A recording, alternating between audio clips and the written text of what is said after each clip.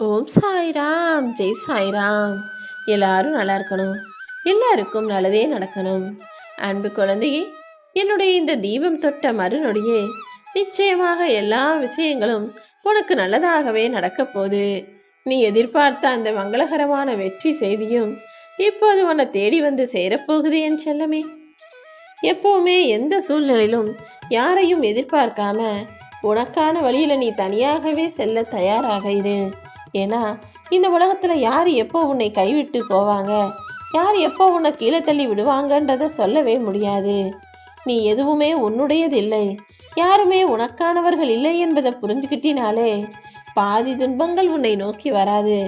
நீயும் யாரையும் நம்பி ஏமாந்து போக மாட்டாய் என் செல்லமே.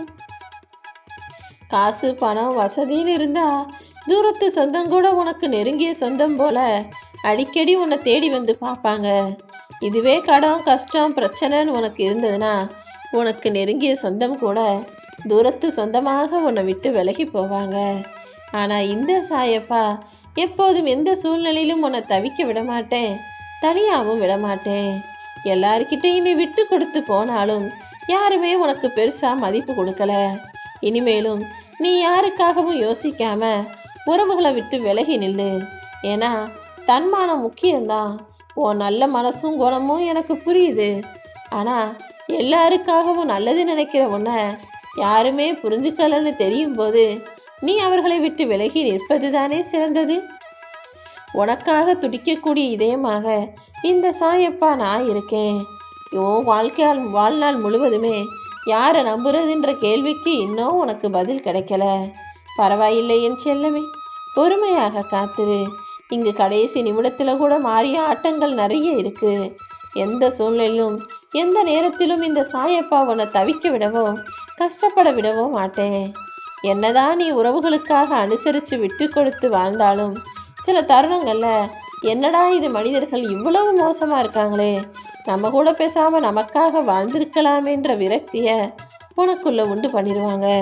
அப்படி எல்லாராலும் ஏமாற்றப்பட்டு நீ மூளையில் முடங்கி போற சூழ்நிலை வந்துடக்கூடாதுங்கிறதுக்காக தான் நீ உன் மீது முதல்ல அன்பையும் பாசத்தையும் அக்கறையையும் காட்டு. அதுக்கு பிறகு அடுத்தவங்க வாழ்க்கையை பார்க்கலான்னு சொல்றேன். தேவையான நேரத்தில் உனக்கு கொடுக்கப்படாத அன்பு அதற்கு பிறகு 1000 ஆண்டுகள் தொடர்ந்து கிடைச்சாலும் அர்த்தமற்றது தானே. இப்போது உனக்கு யாருடைய ஆறுதலாவது தேவை, யாருடைய அன்பான வார்த்தைகளாவது தேவைன்னு எதிர்பார்க்கறது எனக்கு புரிஞ்சதால தான் உனக்கான நல்லதை செய்வதற்காக இந்த சாயப்பா உன்னை தேடி வந்தேன் என் செல்லமே. எதிரியை கூட தைரியமா நம்பி எதிர்கொள்ளலாம். ஆனா உன் கூடவே இருந்து இனிக்க இனிக்க பேசி முதுகில் குத்தும் உறவினர்களை மட்டும் நம்பி விடாதே. சொந்தக்காரங்கனாலே கொஞ்சம் சூனியம் வைக்கிறது போல எப்பவுமே சுற்றத்தார்கள் உன் கூடவே இருந்து உனக்கு சுத்து போட்டு எதையாவது தப்பா செஞ்சுக்கிட்டு தான் இருப்பாங்க. நீதான் சொந்தத்திடம் கொஞ்சம் கவனமாக இருக்கணுமே செல்லமே. அடுத்தவனுக்கு நம்பிக்கை துரோகம் செய்யறதுங்கிறது கூட ஒரு கொலை செய்வதற்கு சமம்தான். தேவையில்லாம தற்பெருமை பேசி எல்லாமே நான் தான ஆணவத்தோடு இருப்பதும் கூட தற்கொலை செய்வதற்கு சமம்தான். நீ ஒருபோதும் யாரையும் ஏமாற்றும் எண்ணமோ, யாருக்கும் வஞ்சகம் செய்வதோ, யாருக்கும் மேலாக நான் தான் எல்லாம்னு ஆணவத்தோடு அலைவதோ வேண்டாம். நம்மளால பேச முடியும், ஏன் நாக்கு ஏன் பல்லு ஏன் வாயின்னு நினச்சிக்கிட்டு யாரையும் சுலபமாக காயப்படுத்தி வார்த்தைகளை விட்டு விடாதே.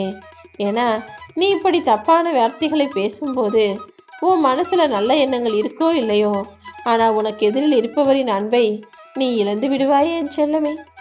அதனாலதான் எப்போதுமே அன்போ பாசமோ உரிமையோ நம்பிக்கையோ கூட எதுவா இருந்தாலும் அளவா வச்சுக்கிட்டீன்னா யாருக்குமே பிரச்சனை இல்லைன்னு சொல்றேன்.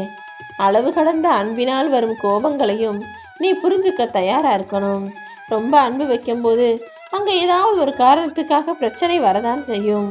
அதுவே கூட சில நேரங்களில் பிரிவை கொடுத்து விடும். அதனாலதான் எதையா இருந்தாலும் ஒரு அளவோட வச்சுக்கோன்னு சொல்றேன். முடிஞ்ச அளவுக்கு உனக்கு நேரம் கிடைக்கும் போதெல்லாம் தனிமையில் இருந்து மனிதர்களை புரிந்து கொள்ள முயற்சி செய். தனிமையில இருக்கும்போதுதான் பல விஷயங்கள் பல சிந்தனைகள் உனக்கு புரிய வரும். தனிமைங்கிறது கொஞ்சம் வித்தியாசமானது. நீயாகவே தனிமையில இருந்தீனா அது உனக்கு இனிப்பாக சந்தோஷமானதாக நல்ல நிகழ்வுகளை உருவாக்கும். ஆனா வேற யாராவது உன்னை தனிமைப்படுத்தாலோ அல்லது தனியா தவிக்க விட்டாலோ அது உனக்கு மன கஷ்டத்தையும் கசப்பையும் அல்லவா கொடுத்துவிடும். அப்படி வேறு யாரும் உன்னை ஒதுக்குவதற்கு முன்பாகவே நீயாகவே தனிமையில் இருந்து பல விஷயங்களை யோசிச்சு புரிஞ்சு நடந்துக்கோ. எப்போதுமே ஒரு சிலரை மறக்காமல் இருப்பது அன்பு கிடையாது. அவங்க என்ன செஞ்சாலும் எப்படி நடந்துக்கிட்டாலும் வெறுக்காமல் இருப்பதுதான் உண்மையான அன்பு. எப்போவுமே ஒரு சொல் பேச வேண்டிய இடத்துல இரு சொற்களை செலவு செய்யாம அளவா பேசி பயணிக்க தயாராகு. என்னுடைய தீபம் தொட்ட இந்த நொடியிலிருந்தே உன் வாழ்க்கை மிக பிரகாசமானதாக அழகானதாக ஜொலி ஜொலிக்க போகுது என் செல்லமே.